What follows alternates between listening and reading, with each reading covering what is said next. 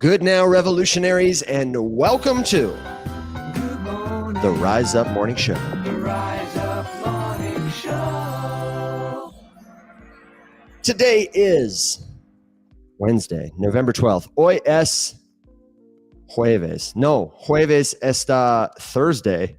Oh, ¿cómo se dice Wednesday en español? Miércoles. Oh, miércoles. Sí, Alex. Look at that. I knew one. Hot. I'm here from Argentina for Dev Connect in Buenos Aires. Alex is still living that island life on Tybee, and we are here to help you understand criptomonedas, cryptocurrency. If you've got a crypto question, if there's something you're trying to understand, let us know. We're happy to take it. And we are live Monday through Thursday, 7 a.m. Central Standard Time, which is 10 a.m. in Argentina. Shout out to all the partners who make this show possible. I'm talking about Polygon, The White Whale, Unlock Protocol, Jito, and Arculus, the official cold wallet sponsor of Rise Up Media and the Rise Up Morning Show. Coming in hot, Bearded has got a great question about SoFi. What do we think about it on SoFi Bank accepting crypto at their facilities? Have you heard about this, Alex? Yeah. Mm-hmm. Tell me what you think about it. Let's read people in a little bit. So, I mean, the long and short of it is that SoFi, the bank, has now offered the ability for people to purchase some crypto straight out of their account. It's inevitable. They all want to play. They're not the first bank. It's not a big deal. I just think it's inevitable. There's a lot of money in these things. This is actually a re-entrance, Alex, for SoFi. Yeah. They were one of the first to do a crypto card, like earn rewards in crypto for your purchases. Mm-hmm. And this is their first venture in the crypto space since 2023. So I expect to see more of this. I don't know if they're the one that partnered with Coinbase, but somebody partnered with Coinbase to make it so that your deposits on their bank essentially act as dollars in Coinbase's platform. Mm-hmm. I expect to see a lot more of that. No, I think so. I think the only reason that any of this ever gives me any kind of pause is just, okay, it's another bank that's got a shitload of money and they're incentivized to buy this stuff. So, yet another large player enters an easily manipulable market. Yes. JPMorgan also launched its blockchain-based deposit token. That's what they're calling these. They're not necessarily stable coins. They are tokenized versions of your deposits on their banking platform. This one is called JPM Coin. It's for institutional clients, and the goal is to enable real-time US dollar transfers on Coinbase's base network. That's the one that Coinbase partnered with. So MasterCard, Coinbase, early participants there. We're going to see more of this. I'm using right now in Argentina, there's an app called Peanut. It's a global app, I think, but it integrates with Mercado Pago. The problem with a lot of like payments and making dollars work in crypto is you've got to pay a conversion fee. We're in crypto to get away from all these extractive fees, but if you're converting dollars to stable coins and then stable coins to pesos or whatever, you're paying a little fee along the way. And apps like Peanut make it possible to put stable coins or dollars into an account on their platform, and then in real time, they do the conversion for you. They've got the kind of infrastructure built, the coding infrastructure, so that you pay less fees along the way. Your payments settle quicker. It's a good thing. We expect to see more of it. Shout out to Solom, who says, Mercado is a tiny exchange, but it is the largest in Brazil. Thank you for that. We've got some more questions coming in, along with a little compliment from Solom, who says, Alex, you did a great job yesterday. We had Mike yesterday to talk about his crypto Christmas wish list. I love that. I would like to put my wish list on chain. All I want for Christmas is more Bitcoin, Alex. Can you make that happen? Yeah, sure, buddy. I'll get right on that. Isn't that the Mariah Carey song? All I want for Christmas is Bitcoin. I think that is her number one Christmas single. Yeah. Can we get that, Ms. Carey? Can we get the remix?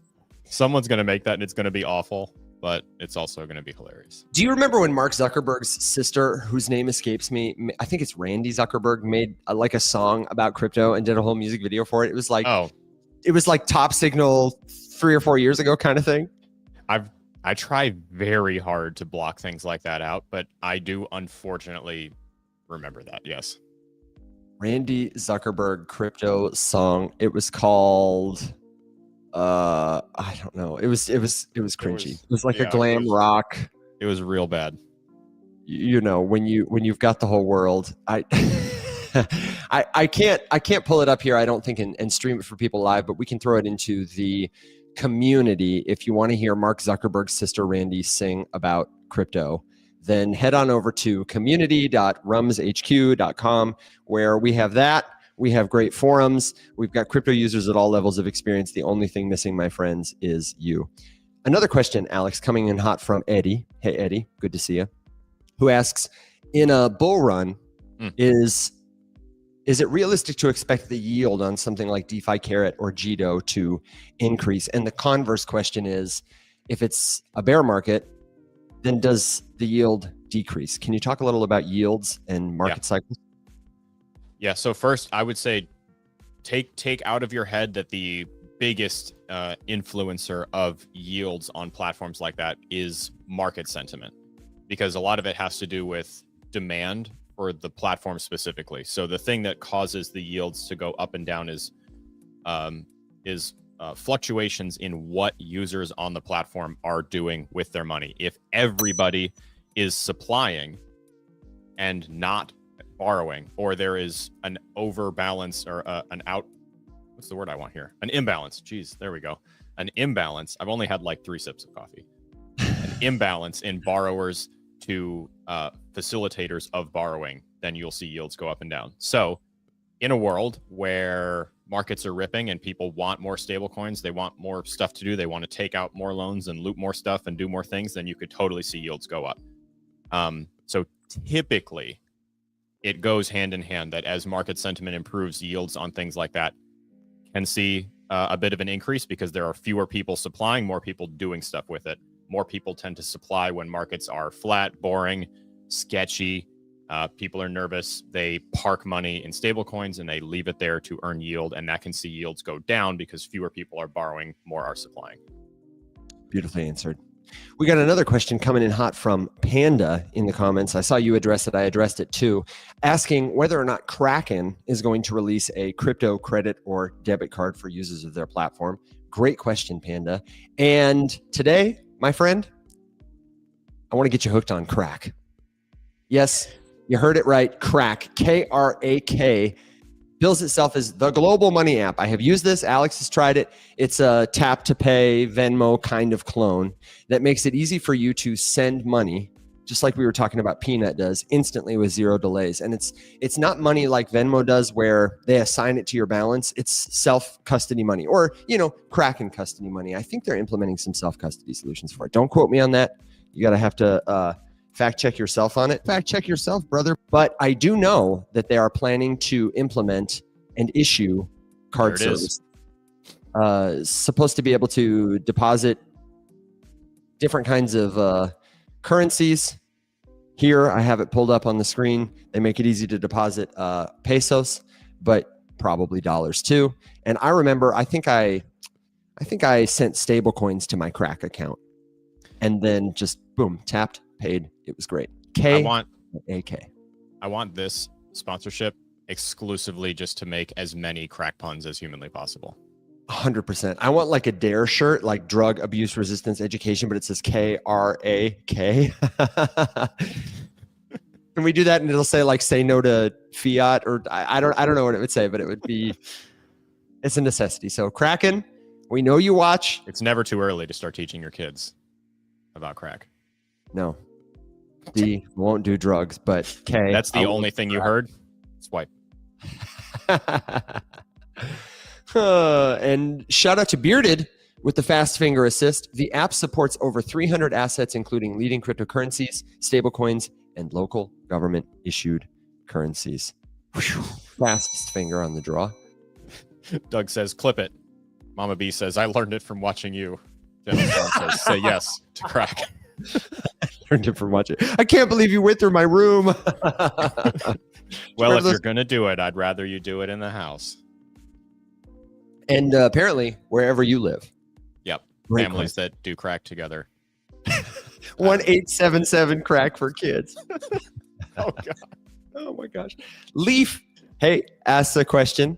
I've been out of the market for over 2 years. Have you guys noticed a macro shift in sentiment?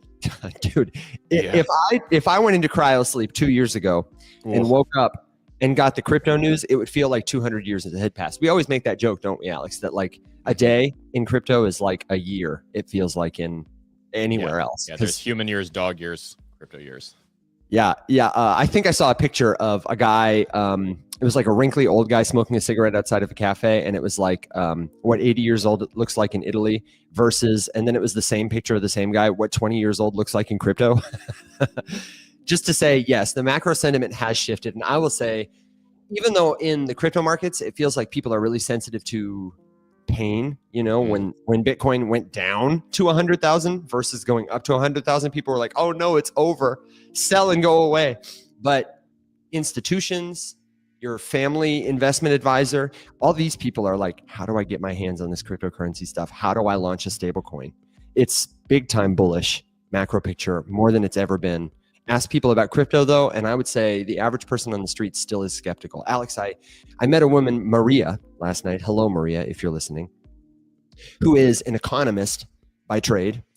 And she's from London. She's real sharp. She's concerned about justice and equity. And when we were talking about crypto, she has a lot of crypto friends, but she has started to engage with it out of curiosity, mostly because she's heard about crypto as a payment, as a speculative asset. And we were talking about the potential for crypto to redistribute power, to disrupt like the money system that is extractive. And she was like, you know, I haven't heard of it that way. I said, yeah, you know, and I get your skepticism. I'm skeptical. I work here. It's made me more skeptical than ever. But just how exciting a time it is that people who may not have given it a second thought when they heard about Dogecoin are looking into it and learning about the infrastructure. We were talking about Polkadot. I was saying, because I'm here with SubZero, which is an event produced by WebZero that does events all around the world, mostly for their client Polkadot. And their audience, I was asking them to Polkadot pill me, because on our show a lot, we hear about Polkadot, Alex, in the context of somebody heard about it and they're like, yo, Polkadot, it's fast. It's not as big as Ethereum. Should I buy it? I've got $1,000. Should I buy it? And I was asking them in that context, what do you say to those kind of people? And they said, well, that's not really our audience. They said, we are so meticulously concerned about crafting an elegant piece of infrastructure that can be used for many new types of applications that blockchain would make better. And we want to attract the builders who will make it. We're building the container and the rails, and we're willing to spend the next 5 or 10 years on that and investing in it so that eventually we can have the killer apps, because you can't build them anywhere else. And I was like, okay, that makes sense. I can translate that, you know. But the economist, Maria, she was interested in that. She was like, okay, I'll have to give it a second look.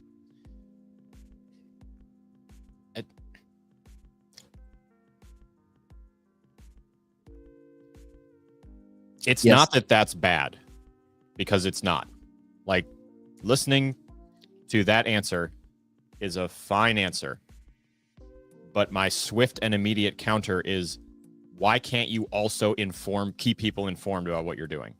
Yeah.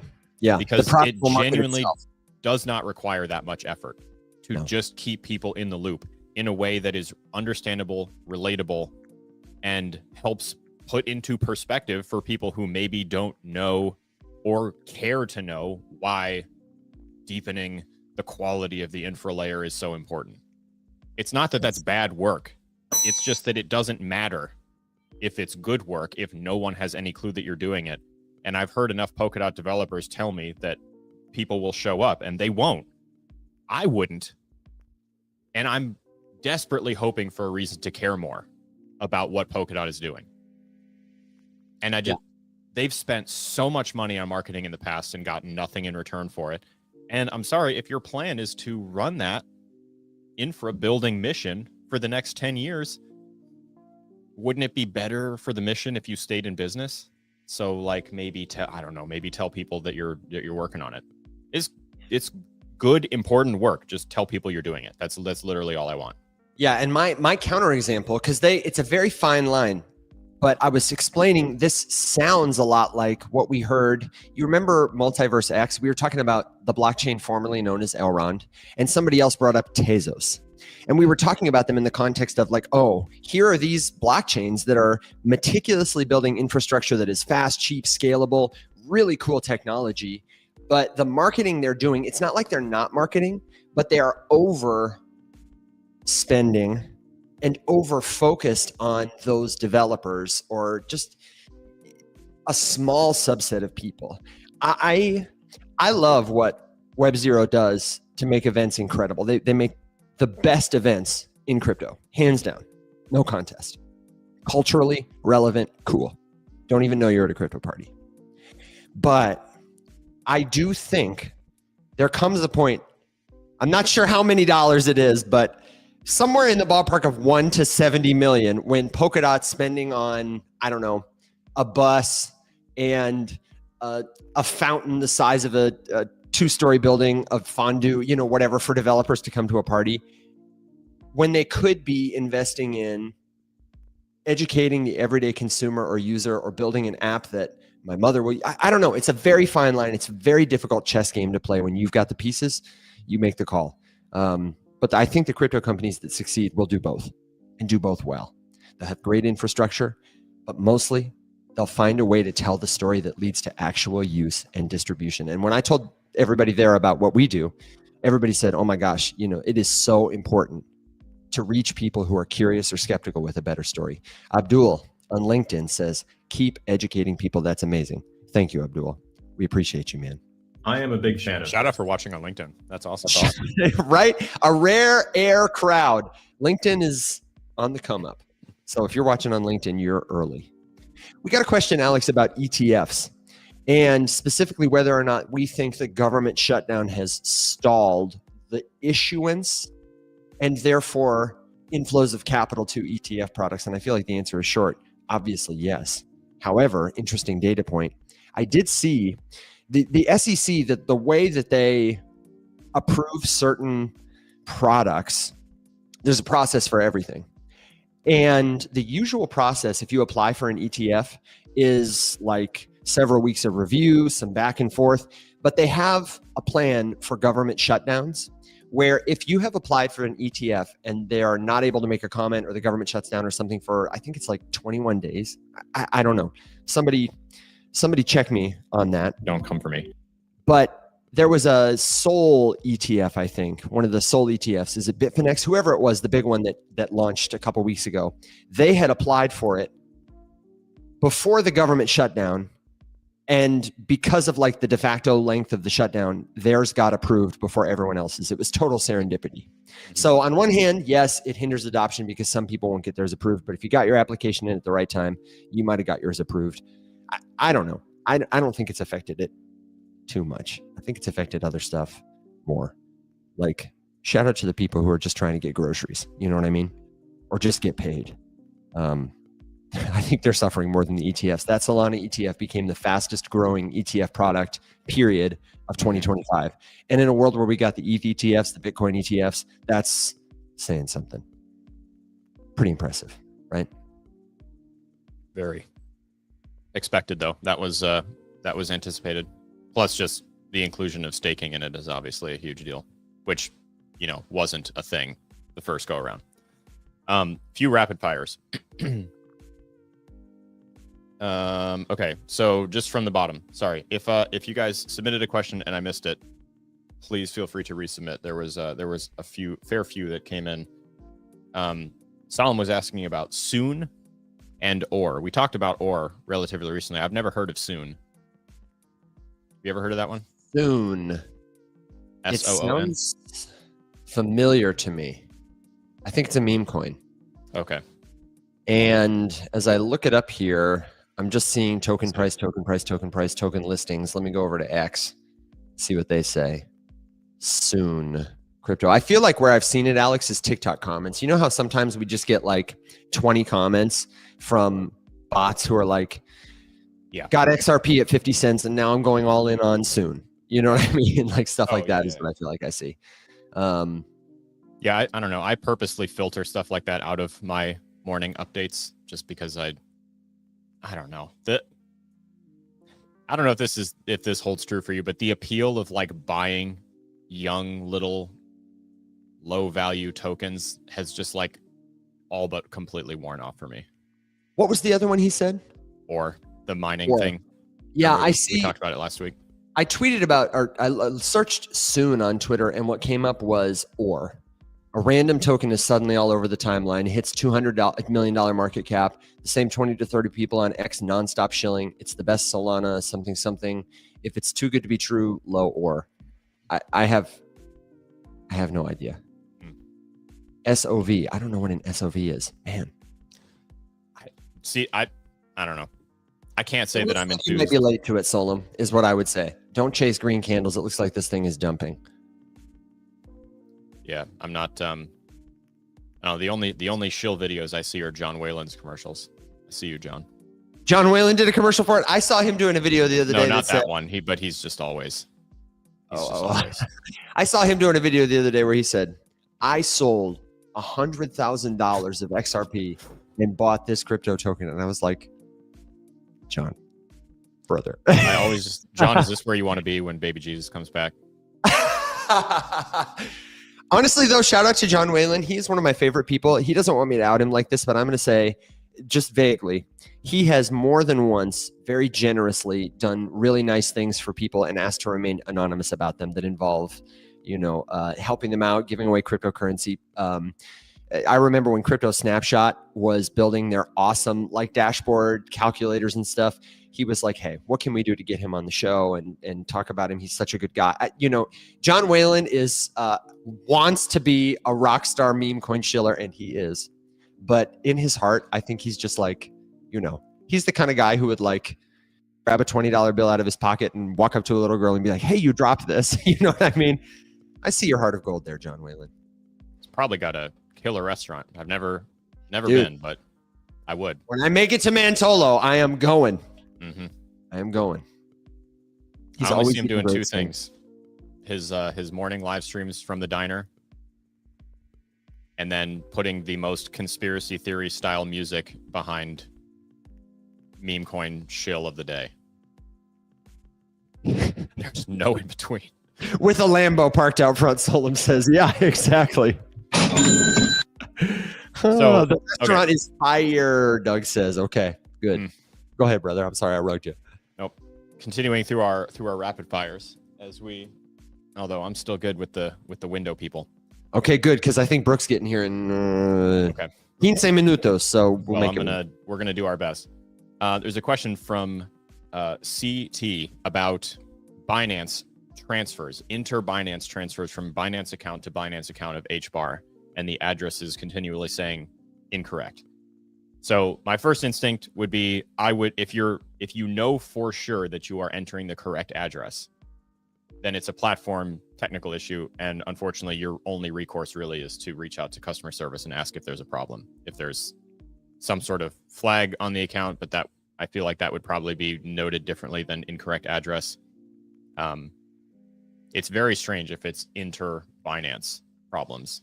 So that makes me think that it's platform specific and there's just some kind of bug that's causing a problem. Yeah. So I would probably reach out to customer service on that one. I had a coaching session yesterday with Edwin and his daughters, the twins, the wonderful twins.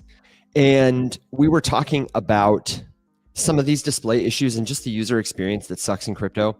Edwin, for example, he uses a ledger and he uses several different other self-custody wallets, hot wallets. Okay.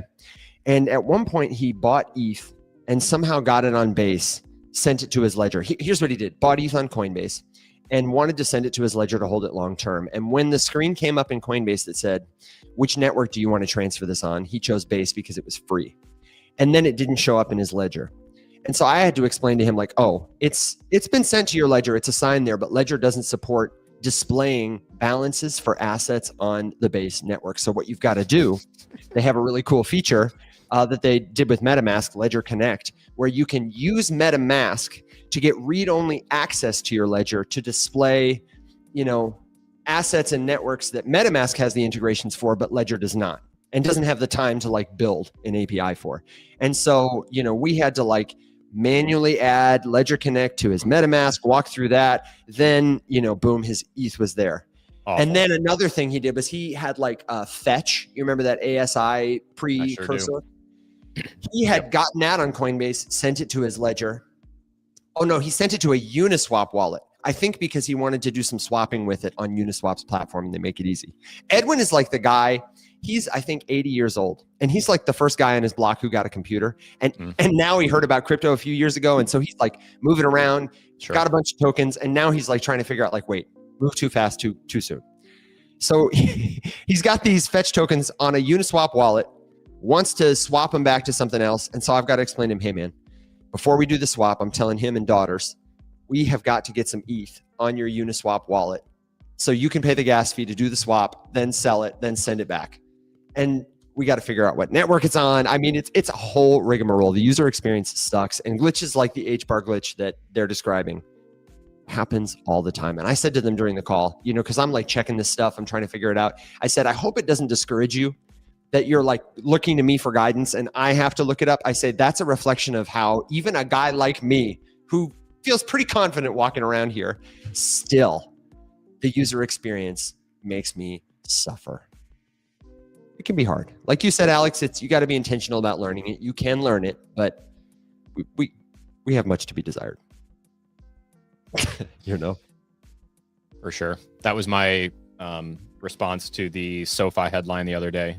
There was a bunch of tweets, of course, quoting the article or the headline being posted, and all of the conclusions were, this is going to bring the masses. And I'm like, dude, I'm so sick and tired of seeing people hold up some big announcement as the thing that will bring the masses while also refusing to teach anyone anything about it in a helpful way, because that's obviously the only thing that's going to increase the general user base for crypto is cleaning up the misunderstandings, acknowledging all of the skepticism, and then teaching people how to use all this stuff, because honestly, a lot of it is still really, really hard to use. Yeah. Like that process you just described for Base and MetaMask, and that's awful. Isn't that terrible? I'm just not doing it. Crypto guys will still be like, oh, finally, I can see my assets on Ledger. Like we are rejoicing for a solution like that, which still sucks. It still sucks. I'm not doing it. I got shit to do. Right. I said to them, I was like, okay, here's your plan. Because they're concerned that if something happens to Edwin, he's in good health, but he's older. And they're trying to get up to speed on crypto so that when it passes to them, they can manage it well. And I was like, okay, here's the plan. You've got crypto on all these platforms, all these places, all these tokens that you don't even necessarily want. We got to consolidate first. Let's figure out how to get them back to like one platform. Keep stuff on your ledger that you're going to hold forever, but then let's get everything else back to Coinbase. And that process is going to suck. It's going to be like what we did on this call over and over and over again. You're going to have to ask for a tutorial, go through the steps. But then once you get it on Coinbase's platform, you can sell what you don't want. And you'll know much more to make a plan about, okay, now I will be intentional. Every token I choose to buy that requires me to get a new wallet or use a new service, that's going to really have to earn my trust and my time and my attention. Make it easy for yourself. Most people I see who lose money or give up on crypto or get scammed, they're moving too fast, too far, too quickly. No rush. You're early. And that's, again, a great pitch for the community. If you're not in a community of crypto users, maybe you listen to the show, but you still need some help. I really, really want you to jump into community.rumshq.com. It's totally free to join. And it's the place that when you get stuck because you can't find your ETH on your ledger, you can send a screenshot and say, hey, this is what's happening. What do I do? And I guarantee you somebody friendly will say, oh, this happened to me. Step 1, step 2, step 3, off to the races. Get in there. Okay, I'm catching up on comments. I kind of don't get, Manuel says, why we all hold so many tokens, coins. Why earn trust? Isn't it currency? I'm not entirely sure I understand the question, Manuel. Do you understand that question? Why earn trust? Can you rephrase it for us? I know it's annoying and hard to get a complete question with any amount of nuance into a TikTok comment, but if you can add any amplifying info there. So there's a bunch, guys. I'm sorry. There's a lot of questions. Someone was asking about going all the way back. Evan, can you do the quick PSA about the Web3 scam, please? There was a couple comments about it. It would be my pleasure. So if you're learning about crypto on the internet on Facebook, on TikTok, you will probably encounter a video from a creator you trust with text on the screen or a comment that appears from a creator you trust, or a message request that says, hey, your assets are not safe. Cold storage is not safe. You need to back your wallet up to Web3. You need to get a secure Web3 wallet. And what is happening is a scammer has stolen a video of mine or Alex's or Coach JV's or whoever's. They've put this text over it to leverage the trust that we have built to get you to a scam platform, web3cryptosecure.com. They always have names like that. Passive income Web3 crypto exchange. And they're either trying to get you to put in the seed phrase you got for a perfectly fine wallet on their supposedly secure platform in order to take your money. Or maybe they just want you to send them money. They're going to help you. They're going to walk you through it. And then when you do it, they ghost you. They disappear. Or they string you along. Your investment is growing. Your Web3 wallet is doing so well. Don't you want to send more money? Eventually, it always ends the same. This is a type of scam called pig butchering. I would really encourage you to look that term up. And never trust anybody on the internet is offering you something that seems too good to be true. They're almost certainly trying to scam you, okay? This is so common, so prevalent. Don't fall for it. Good question. Joe says, believe Evan and Alex, this happened to me. And if this is happening to you, that's probably the most frequent DM I get. If this is happening to you, or you got paid out in some token that you can't withdraw, get on into the community at community.rumshq.com. We can walk you through how to report this, but you need to release the expectation that you'll get that money back. It's gone. Cryptocurrency is very difficult to reverse transfers of. And as a result, most people who get scammed in this way never get their money back. And many of them, they get scammed by people who promise they can help you recover assets. So watch out for that too. Stay safe out there. Good question. We've got one from IMG Solana, who asks, how does a project work with you guys? What are the core necessities asking for us? Okay. Way to shoot your shot in the comments. I appreciate the confidence. Alex, what do you want to see from a crypto product, service, or brand that says, I like Rise Up and I want to be on the platform? It's a good question. There's a couple things that I think are like the deal breakers, and then there's a whole bunch of stuff we can work on. A deal breaker, honestly, is just someone who doesn't is not aligned in the way that we talk about projects. If someone reaches out and wants just promotion or that was weird. What happened? Are we good? What? Oh, I think my monitor just effed up. Oh. Sorry, podcast land. No, you're good. Not okay. ideal. I just heard a crazy echo of my voice for a second. Sorry. So the way that we prefer to work, so like we have a couple things in our contract, for example, that if we never agreed on with the brand, we would just not work together. So one of those is that we don't do standalone videos. You can't sponsor like a single TikTok from us or a single tweet or something like that. They just don't work. We don't like making them. You guys, no one likes watching them. So if that's a deal breaker, where you need how much for 5 videos? Can't buy 5 videos. We're also not interested in doing like short sprint things. We want to do longer term brand building that focuses on education first, with brand representation as an example for different lessons and classes. So everyone that we work with agrees to that, doesn't require specific videos. And then of course, beyond that, those are like logistics things. The project itself has to, we have to be interested in it. We have to want to work with them. We have to believe that the problem they're solving is a real one, that the solution that they're offering is a good one, that they are willing to intake feedback, that they're looking to establish a brand, to tell a better story, to help push the industry forward, to teach people, to not take advantage of people. I mean, there's all sorts of sketchy DeFi protocols and exchanges. And I mean, we get inbound from crypto exchanges and stuff like that all the time. I'm not super interested in representing centralized exchanges unless, I don't know, there's probably specific instances wherein like we could work with them to tell a better story, but you know, I don't know. It's tough. I'd take Coinbase. I would, you know, I'd entertain a conversation from somebody legitimate. Most of them want to do like referral codes. Yeah. Refer users to us. We'll pay you based on that. And that's, I'm not that just because, I mean, I wouldn't be willing to alter my core message, which would be if you use an exchange to on-ramp, don't leave it there. And obviously exchanges have different motives. They want people to store things on their platform because then they can do bank things. So it really just depends how willing people are to, you know. Wait a second, Alex. I actually have kind of changed my tune about that. I think exchanges and like custodial solutions may be the best for some people. And I find myself answering the comment, is Robinhood safe? Is Uphold safe?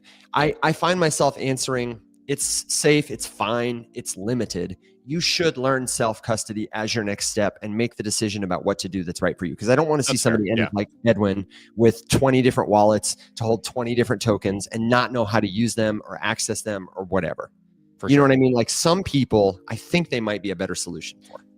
As long as you are authentic about weighing the pros and cons, because there's risk to everything. So, you know, the pro to doing that is that you have access to customer service. There's account recovery options if you forget passwords. The velocity is there. The UX is often better, all that sort of stuff. The cons are that they usually charge more fees than native gas costs. There are custody issues wherein, you know, it's not yours. You know, some company manages the account. And as we've seen with all the recent MEXC drama, people get accounts frozen. That's always a possibility. At times of increased volatility, exchanges routinely go down. We've seen exchanges engage in manipulative and deceptive practices to pump or dump the prices of assets. There are a number of risks associated at the same time. And so, I mean, that's honestly the biggest thing. If we can't represent something properly, then I'm just not interested in doing it. Everyone's got bad pieces. Everyone has things they need to improve. Every single company. There is no perfect crypto project. There's no perfect crypto company. So unless I can sit here and, you know, talk about what the issues are or bring feedback, then also not interested. And I don't know. It's kind of one of those things like we'll have a conversation with anyone and it might not go anywhere, but, you know, you can always reach out. Good question. Shout out to Doug, who's got some breaking news. He said, Besant has a comment on tariffs. For folks who aren't read in, our U.S. friends, Donald Trump says tariffs are going to yield dividends of at least $2,000 a person. He is working that stimulus angle. He is determined to get them one way or another. And when Scott Bessent was asked about this by George Stephanopoulos, he said, I haven't spoken to the president about this yet. And the dividend could come in lots of forms and lots of ways. So, and there begins the walk back. So once again, it's bullshit. You can put your tariff dividend check right next to your Doge check. And this is just fucking stupid. Like, how long are we going to... Nothing that they say means anything. It's nonsense. First of all, the math doesn't make any sense. The math just doesn't math. Just like simple multiplication and division, and you can disprove that whole thing right away. It's not really worth any attention. It's like it's a desperate attempt to bribe people with money because bad shit's going on. This is a gross misrepresentation of the facts. Yeah, exactly. Doug says, dude, you didn't get your Doge check? Did they all go to Doug? Dang it. Sorry, missed that. We have a really good question about MoonPay and fees, because MoonPay is a good example. They slid into our DMs and they asked if we'd be interested in partnering and wanted to do like a hybrid model. John Whalen said, oh man, referral basis sucks. These companies need to pay. I understand that some people don't have that model, and we'll talk about MoonPay and their model and how it affects you in a minute.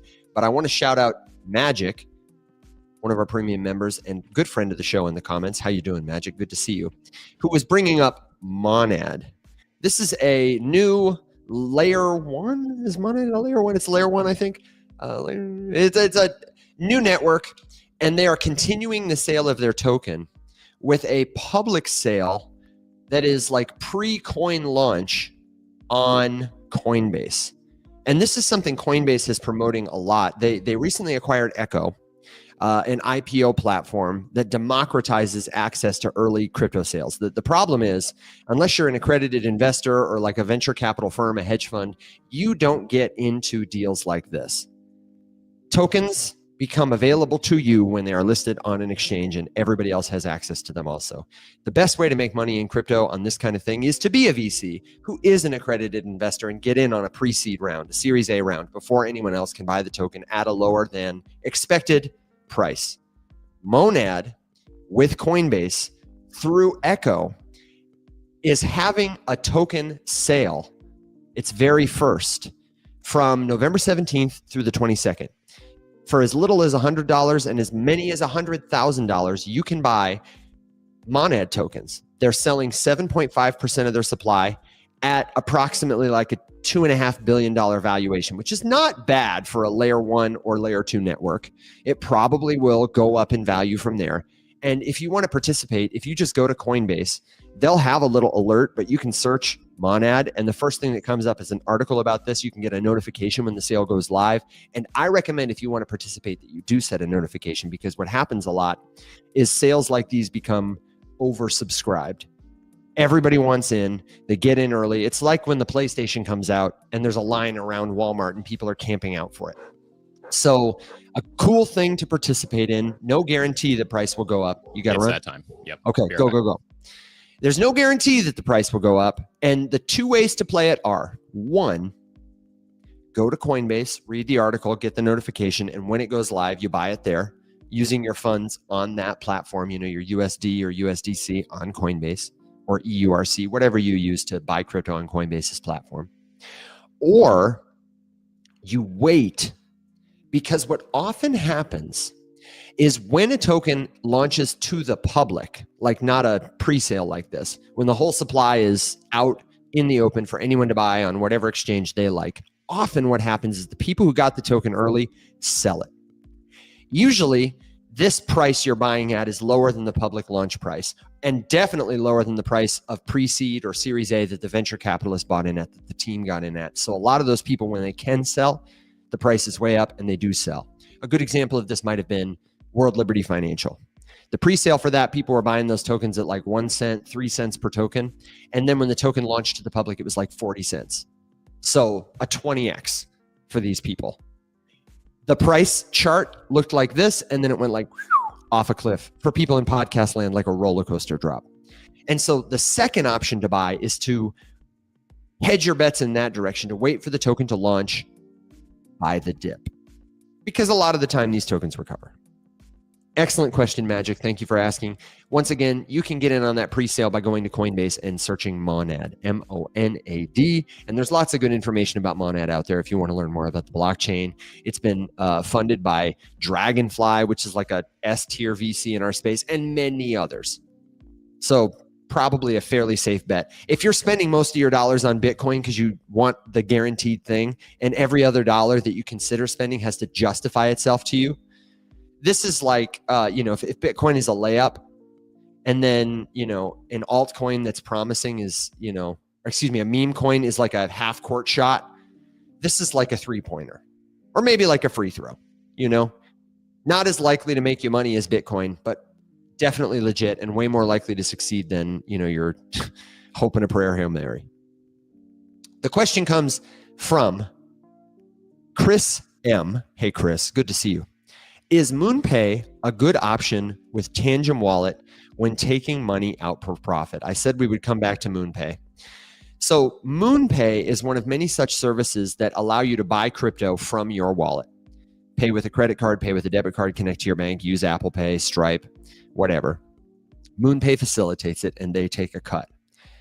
I will say MoonPay is fast, cheap, it's legit, it's integrated with a lot of stuff, but it is often a more expensive way to acquire crypto or get rid of crypto.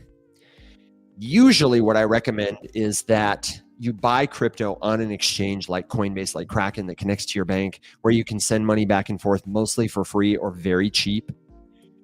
And then if it's a crypto you want to hold on a cold storage wallet like Tangem, that you send it there from the exchange. Usually that's the cheapest route. And ultimately, it's just like which wallet is best.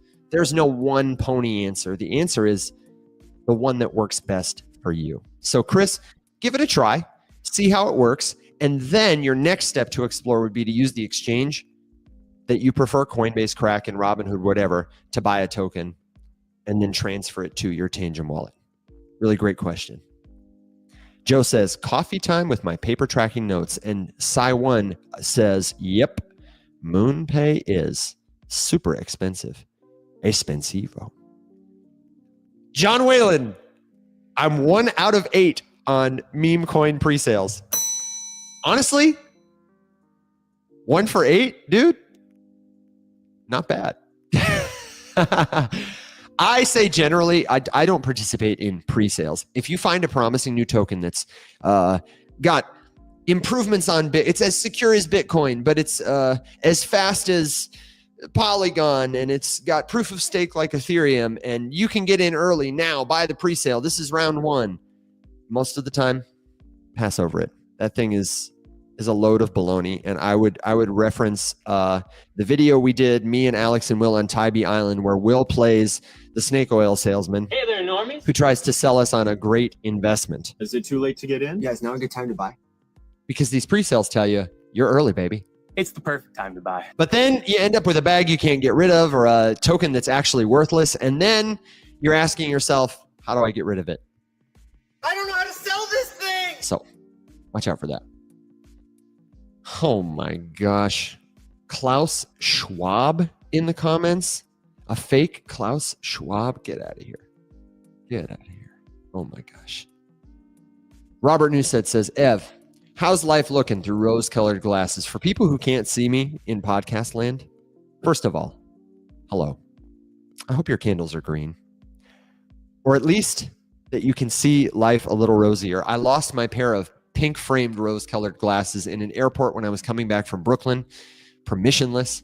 So sad about it. And so when I was on my way to Argentina, I was stocking up on linen pants and shirts, and I had to buy the pink glasses. I will say tinted lens glasses are just so fun because they make the world just a little more interesting, and you can wear them at night. What's cooler than a pair of sunglasses, right? Maybe, just maybe, it's a pair of rose-colored glasses. So thank you for noticing. And show is not sponsored by rose-colored glasses, but it could be. If you've got a killer sunglass line, get at me. Brand Stories asks, how about Zbeck? What do you want to know about Zbeck? I'd like to know. Sony D says, I love your show. Thank you. What cold wallets do you recommend? What are your thoughts on Decent? Let me just tell you, first of all, that the Rise Up Morning Show is powered by Arculus, the official cold storage sponsor of the Rise Up Morning Show, and also the purveyor of some killer merch. The best cold wallet is the one that is easiest for you to use consistently well, if it's from a legitimate company and it supports the networks and tokens you want to use. So options include brands like Ledger, Decent, Trezor, Ellipal, Tangem, Arculus, SafePal. There are many. And I will say this is an area I expect to see continued innovation. Arculus is an innovator in the space. Made by CompoSecure, the company that designed the chips in your Visa card. They apply that technology to private key generation and crypto storage. So very secure, a different user experience than Ledger, which has like touchscreen devices or like button controlled devices. It's a little card you tap to your phone. Tangem has like the same tap version, but they have cards. They have a ring. Some of them give you seed phrases. Some of them are seedless. There are trade-offs with everything. Just like Alex said a second ago with exchanges, okay? You need to, one, ask GPT, ask Google, ask your friends in a crypto community that use crypto, which wallets do you use? Then you go to their websites and you see which networks and tokens they support. All of them are going to have like a list, an article, something like that, that will help you see quickly what their products look like, how do they work, and the tokens they support. Most of these wallets are going to support most of the tokens you want to hold, but some of them, might not. If you're, oh my gosh, for example, Edwin, I've called your name 3 times, Edwin. I promise I'm not picking on you. I love you, man. You're a great example because you are an advanced student who's done a lot and therefore gives me many examples to teach from. So thank you for that. Edwin is trying to get XDC on a cold storage wallet. Especially if you're in the Western world, getting XDC, first of all, at all, is hard. Getting it on a cold storage wallet is harder. And then getting it off is a nightmare. Okay? I don't recommend it. Most wallets are going to support most legitimate tokens. And if a token is going to be hard for you to use, it's probably not worth it. And if a wallet is going to be hard for you to use, it's not worth it. It doesn't matter how secure it is. Good question. And if you want more feedback, if you want help navigating this, if you don't have a community of friends who are crypto users, then jump on into ours, community.rumshq.com. The link is in our bio everywhere. And if you're listening on TikTok, every now and then you'll see me pop these little notifications on the screen. Fill out a short form to hear more. Send me a DM. And that's just basically you tap it, you send me a message, and it gives you a little auto response that's going to say, hey, thanks so much. Here's a link to join our community. That way you got it delivered to you. Everybody else in Facebook, podcast land, just go to our bio, go to the show notes, the description. You will find a link to join. Takes about 2 seconds to sign up. Super fast, super safe. And we love it. Great follow-up question. I don't understand, Justin Kelly says, why some wallets don't support certain crypto. Why not at all? Here's how it works, okay? Cryptocurrency, we hear about cryptos as tokens, but cryptocurrencies are also pieces of software. The things that give crypto tokens life are software like applications and code, because they're digital, and networks like organized containers of users whose computers facilitate the transfer of these tokens or give life to how they operate through the code. You know, Bitcoin is a network. People whose computers are running the Bitcoin protocol, because it's also a code, computer code, that gives life to the Bitcoin token, which is an expression of value that the users of the Bitcoin network use to settle their debts, to communicate about value. Every cryptocurrency network is different. The way a highway is different than the plumbing is different than the subway. These pieces of infrastructure, they all are expressed and have life in the world through different means. Cryptocurrency networks share some properties. They're all digital, but like the code for Ethereum is different than the code for Bitcoin. These networks do different things. And as a result, if I'm a wallet company, when I want to provide support for storing crypto on a particular network or generating private keys for a particular network, I've got to build out the infrastructure, the code. The same way, if I want to connect your city to my city, I've got to build a highway. And as you might imagine, companies like MetaMask or Ledger or you name it, wallet company ABC, they have a limited number of resources, and it costs them money to tell their developers, hey, there's a new cryptocurrency network. These things are launching all the time. We want you to add support for it. They've got to ask, though, okay, how many people actually use this network? How much volume is there that we can generate fees from and make money from? They can't just build support for every crypto network that launches all the time. The same way your highway can't just build a lane that branches off to your driveway. We've got to be efficient about our resources. So think about wallet companies the way you think about other infrastructure in the world. Blockchain networks like other infrastructure in the world. Welcome back, Al. Thanks. I'll take one more super quick intermission, but won't take but a second. Just getting everybody started. We're having a window replaced that was part of the inspection, and it just took a very long time to schedule. Gwump. Sound like you were cooking. I was cooking. We had some really great questions about cold storage, a few different wallets, and the follow-up, of course, was why doesn't this wallet or that wallet support every crypto token? It seems like that would be a great product, but that's why. It would be a great product to have a highway that would go to your house or a teleporter, but you know, it just isn't feasible. That's why. For so sure. I know you had a couple of rapid fire questions that you had seen, and maybe they have left your head because you've been dealing with offline Windows stuff, and I know how that goes. But All good. if you've got a crypto question, Alex, that we missed, let me know. And if you've got a question in the comments, we got plenty of time. We're still cooking here. Cooking with bacon, Solom says. And Roger asks, have you ever leveraged on crypto futures? You ever do a little of that, Alex? You're doing your Krak, you decide I might do a little leverage? I have experience with it. I have dabbled. It's not something I do regularly because, one, I'm not very good at it, and two, the time frame for participation when you're leveraging is very short, and that is not my strong suit at all. I don't really spend any time trying to track or figure out like short-term patterns. So I'm not like a good trader. If talking about like I always give the example of Solana, right? Like Solana is the asset that I have conviction in. That's the one I trade, swing trade back and forth. I'm happy selling it, happy buying it. I wouldn't leverage it because I totally understand that I would make a mistake and it might go the wrong way first, and then I would get hosed. Even if my long-term thesis is, up and to the right, I don't know what it's going to do in between now and eventually. So that's why I don't leverage. If this is something you're interested in, like B-Rouse says, that's my jam, or you want to learn more about what this is, how it works, I got 2 resources for you. The first is partner of the show, the White Whale. Shout out to the White Whale.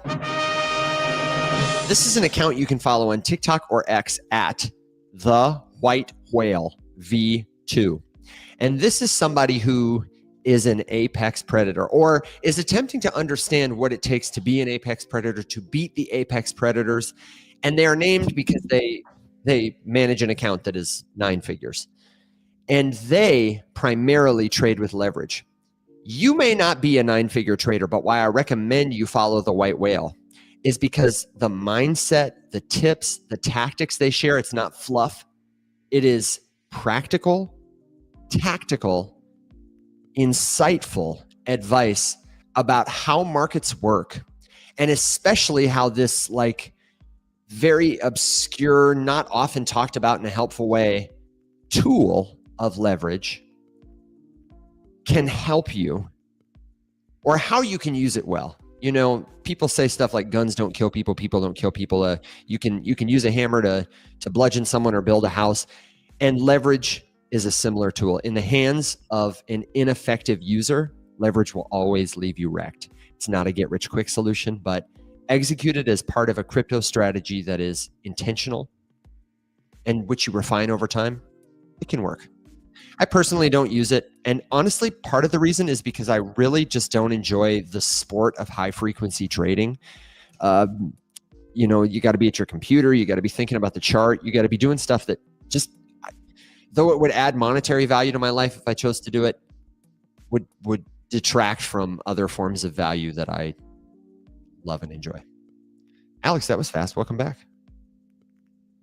Thanks. It's just delivering coffee. Okay, perfect. Because now I have to take a short break. Brooke I'm going to hand it off to you. I see Brooke in the chat. Thanks for texting. I've got to go deliver a key. Un momento. I'm on the way. I'll be right back. Good deal. All right, cool. We're good. So yes, there was. I know there was a few other rapid fires. Please feel free to toss them back in if it didn't get answered yet. And happy to chat about everything. I would be at your show every day if I didn't stay up all night to set trades for the Asia session. Can't relate, mostly because I suck at trading. Every one of my wins from a trade perspective has been like a matter of having the conviction and only buying spot so that I can hold through the times of volatility, I guess. And again, just being willing to pay myself when it goes my way, even if it only goes my way 10%, 15%. That is still something. That's worth taking advantage of, I always say. So pay yourself. I bet if the White Whale and Rums put together their proven ... The suspense is killing me. Can you Face ID with Arculus? That's a great question. I don't personally use Face ID because it sketches me out. But I know that, so the way that Arculus's 3FA works is something you have, something you are, and something you know. So have would be the card with the NFC chip. Something you are would be your biometric. So I would imagine that it would be whatever biometric your phone is running. If it's Face ID, if it's thumbprint, whatever. Eventually, when the little tiny needle extends from the bottom and we're giving a blood sample to Samsung and Apple, eventually, the chip implanted in your brain, whatever the flavor is, and then something the PIN number, passphrase. So yeah, I would imagine. And I see Cody confirming that, yes, you can. But you need all of those things together. You can't just have, one or the other. Three factor. What are your thoughts on using trading software for buy and sell alerts? Good question. I'm not the world's greatest person to answer that question, but I can certainly give some quick thoughts on it. I see an ISO20022 comment, which we can discuss. And yes, trading strategy. Okay, yeah. Okay, Solomon, I see you. That would be pretty cool. We could definitely talk about doing something like that. We're trying to bully the whale into coming on the show at some point. I would love to do like a narco style anonymous, like with the silhouette and the heavy voice modulator. I think that would be super fun episode. Talk about upcoming crypto conferences. Can do. Okay. Here's a couple things. So let's hit ISO really quick, just because it is a very common talking point. It gets misused constantly to overhype people and bully them into holding cryptos that have nothing else going for them. Here's what you need to know. And please, as always, this is going to sound like I'm coming for your bags. If you're a big holder of these things, that's not my intention. The disclaimer here is that you can fact check every single thing that I say. And if I get something wrong, please tell me about it so that I stop saying it and I can fact check myself. But ISO20022 is a messaging standard that banks and other financial institutions use to send rich financial data back and forth to each other. Integrating it into a crypto platform doesn't really mean much. It means that they can adhere to that messaging standard when they need to send rich data. It's kind of a talking point. It gets overused for hype and all that sort of stuff constantly. It really doesn't take very long to integrate if someone wants to add it to a new project, and then you would be able to bumper sticker it as much as you want. And one of my favorite videos to prove this point comes from Technically Web3, creator here on TikTok, who built the EVM or the Ethereum integration for ISO20022 using ChatGPT in about 3 minutes. Dude, he was like, I'm going to make Ethereum ISO compliant in 3 lines of code. The reason that it's not hard, okay? It's not hard. It's in, if it was that incredible, every single one would do it. Right now, and I use this example a lot because it's so applicable in crypto. You know that Parks and Rec episode with the cult where they keep moving the date for the apocalypse out further and further when it inevitably doesn't come? That's ISO. Okay, there's always some date coming where the global standard is going to shift and this other big thing for ISO is going to happen. Guess what? No one gives a shit. If at the point that we got there, when that was the only way that anyone could do any kind of business with anybody else, everybody would become ISO compliant and everybody would continue on as normal.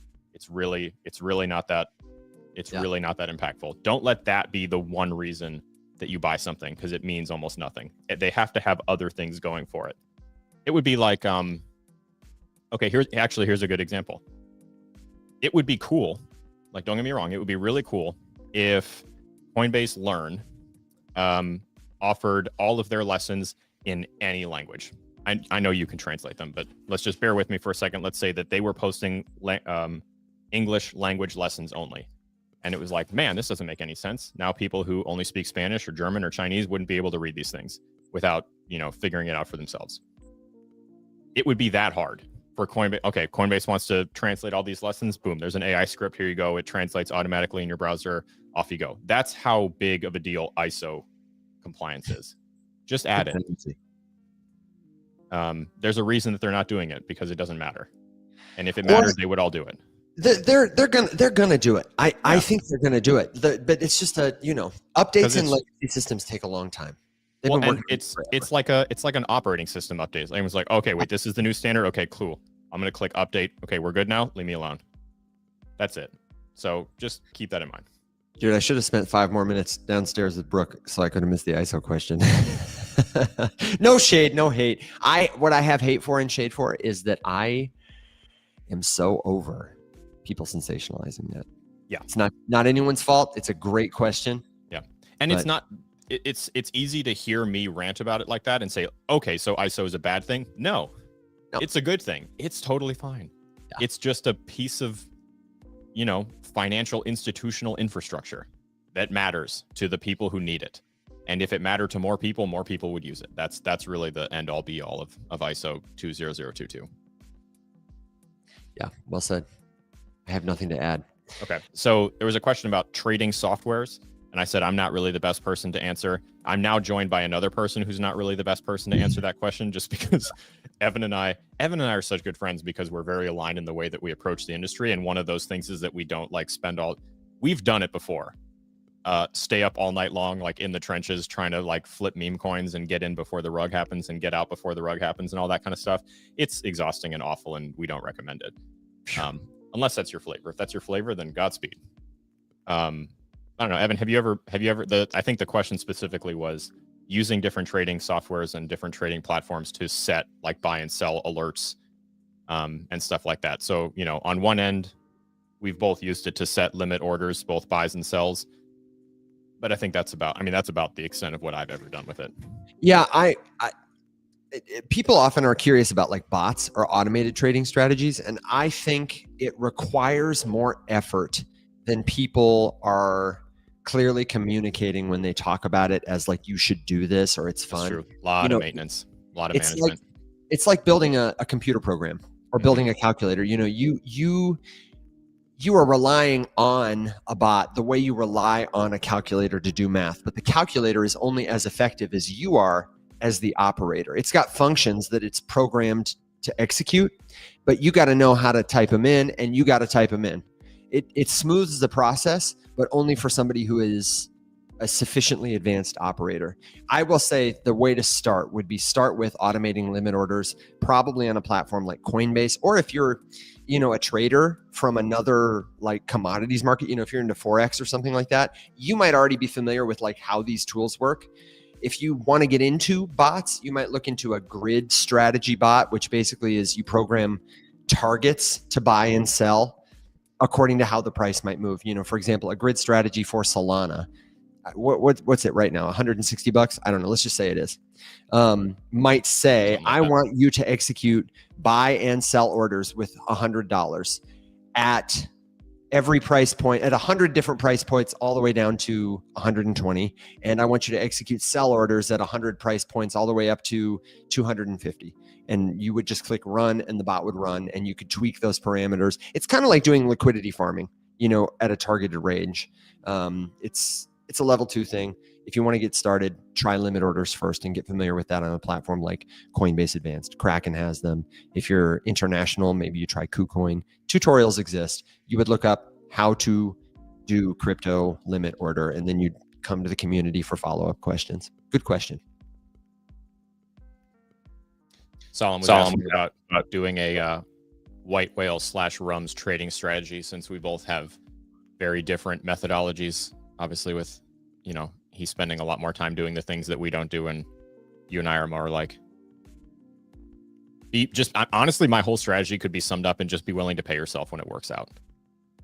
Yeah. And don't feel pressured into buying more just because prices dip. That would be about it.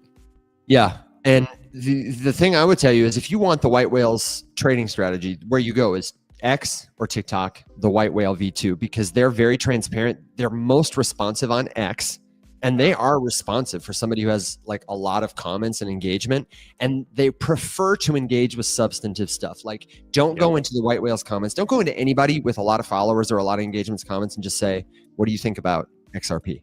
You know what I mean? Like, a good question for the white whale might be like referencing one of their tweets and asking them to go deeper. For example, you talk about the apex predator mindset and how market manipulators act in anticipation of what we'll do to try and, you know, scare us, flush us out, get our money, whatever. I'm trading on this platform. You know what I mean? Like, give them some context for your situation. Look into what they've already said, because there's a lot there to study from and learn. And then ask what's unclear to you. And I bet they'll give you a good answer. And I will tell you, we are working on trying to figure out a way to get them on the show. They're concerned about preserving their anonymity, their privacy, for good reasons. And we want to respect that. But I can't think of anything that would be cooler than, you know, like the witness protection documentary interview where they're like in the dark. I really would like to see that. And the better thing would be if the light came on at one point and it was just a whale. Like, you know, the character, the white whale, sitting there like, what did you guys expect? And shout out to Magic, who said maybe we could get Drift on the show, because Drift is a place you might do perpetuals where the white whale trades. And so I just sent them a text message and said, hey, Any chance you could connect us to someone on the Drift team, because I know they're in communication with them. Yeah, that would be a good one too. So great questions. Mike says that would be hilarious and cool. I agree. So the white whale, if you're listening, it would be hilarious and cool.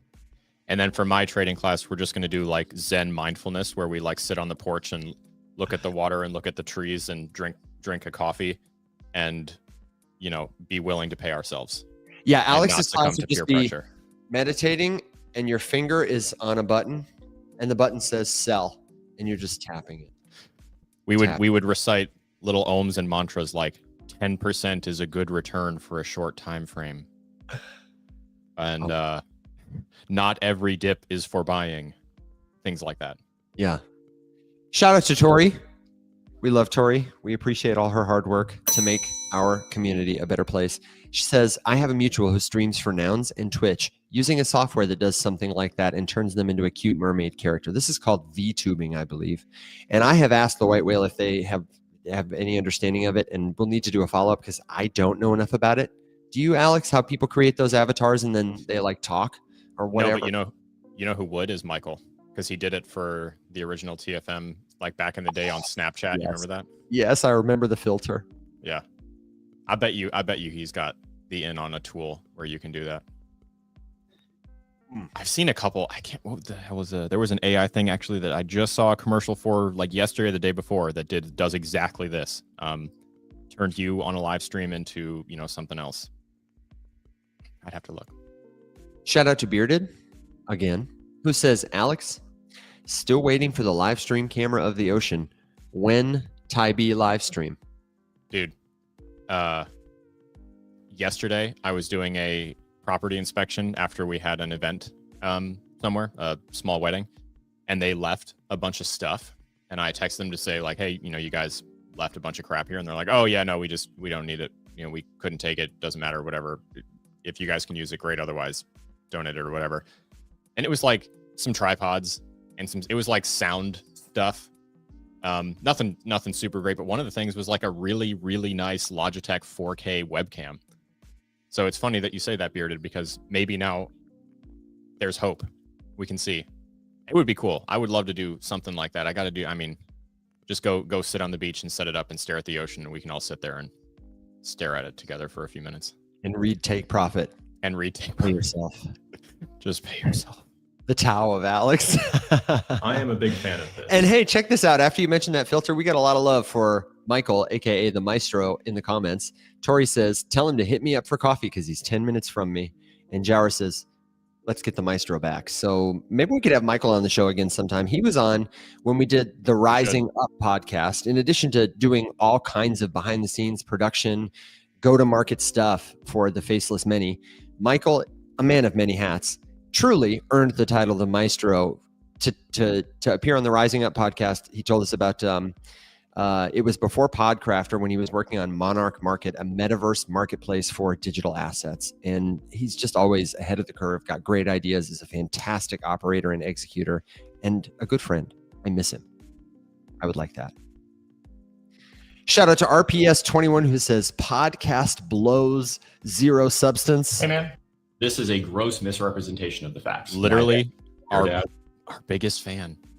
Our biggest fan. Like, here every day to remind us how much this sucks and how much of a loser I am, and how much Evan sucks, and how there's just no substance. And I think one time my favorite one is when they give us grief for talking too much. Oh yeah, on our talk show. On our talk show. Yeah, just shout out to you, RPS, for being just really putting in the effort to just be such a contributory member of this community. Every time I see a comment from RPS, I hear that voice in my head, and I just picture them shouting, "You're a loser." I mean, the sad reality is that it's probably just like a really, really, really depressed person who's just like constantly stuck in the bathroom and needs something to do to occupy their time while they're just griefing their brains out in there. And I'm sorry for you. We're worried about you, RPS. And yeah. I will say, I'm really glad that you choose to come back, even if it's tough, even if you don't like the show. Yep. That you're here. You're welcome here. That's a good point. Just your voice when it's not here. Like they care so much about their mission to inform people about how bad this show is that they come by and suffer every single day just to make sure they get that warning out there. Maybe it's like a kink. Maybe it's like a fetish thing. Oh, that's probably what it is. You know, Nope. didn't nailed know it. that's what we were doing here, but That's probably what it is. Yep. you know. Yep. RPS, more like BMS, Tori says. Oh my goodness. Ladies and gentlemen, monsters and machines, I can't believe it. You have spent another hour and a half hanging out with us. It is your most valuable asset, your time. And whether you feel about us the way RPS does, or you're one of the people who sincerely thanks us and trusts us to help you learn, we appreciate you. Alex, what you laughing at? Oh, just RPS. Oh, I don't putt from the rough. Yeah, I don't know what that means, but I love that for you. I'm going to start saying that. I don't putt from the rough. Yeah, is that a golf thing? I think it is. I think it means like, if you're putting from the rough, that it's a foolish thing. No. I would imagine. I don't know. I like Okay. that. I don't putt from the rough. If you've got a final thought, a good proverb, some golf advice, or another crypto question we can answer on the way out the door, let us know. We're going to be back tonight for Rise Up After Dark, by which I mean Alex is going to be back with, tell him who we got, Alex. Yeah, I'm pretty excited because friend of the show is coming back. Icy Gaming from Twitter is going to be here. He's got some stuff to share. I'm going to pick his brain about the Web3 gaming scene and how it's kind of a sad place right now, but you know what? Still out there fighting the good fight for a mission and a niche of the industry that matters. And then Icy's also in the running for Web3 Gaming Creator of the Year. So I'm going to force him to give himself some plugs and tell us all how we can vote for him to support him. I was hoping to see one of his posts about it because I don't know much about how we can vote, but Icy is just constantly putting in the work. He is showing up with a good attitude, supporting other people. And you said it, Alex, he might be one of the nicest guys we know. Might be the nicest guy we know. He's just a genuinely good, cool dude. Good dude. One of the only people I know that can give Evan a run for his money on the kind scale. I'm honored to hear you say it. By that, I mean, it is honored to equally take as second weird. place. It's equally as weird to watch Evan and Icy both get mad about something. Or just get into, maybe we could do a compliment roast like me and Icy. I could be like, hey man, you're doing Nice that. roast. I love nice roasts. Okay, quick question on the way out the door. Thoughts on Monad? Hey, Oli Olson, I gave a really comprehensive answer on this earlier in the show. If you missed it, it's about halfway through. What I want you to do is go to the link in our bio, head to community.rumshq.com or just rumshq.com and get the link for the show on YouTube or your favorite podcast platform, because this is going to go to a podcast and you can listen to it as many times as you want. The TLDR is, if you want to make the Monad play, you can either get into the sale that they're doing with Coinbase on November 17th through your Coinbase app. You can set a reminder for that, or wait for the rest of the tokens to launch and the probably likely dump that will happen and buy the dip. Do the research. Monad's a legitimate company. They're building infrastructure, competing with other layer ones and major blockchains. So they've got a good chance. And their mainnet launch is the closest thing that crypto has to Grand Theft Auto 6. Dude, they've had a crypto Twitter space forever about like streaming until Monad launches. When are they launching, dude? Who knows? Someday. Yeah. Didn't GTA delay again? Yes. Oh shit! Here we go again. They sure did. They sure did. Oh man. At this point, just don't do it. At this point, don't release it. There's no possible way even the greatest game on earth could possibly live up to this. On the way out the door, Bearded has got some good golf advice, combining two. Never let the drink cart pass you without buying something. And if you tip well, they will carry the whiskey that you like. Thank you very much, Bearded.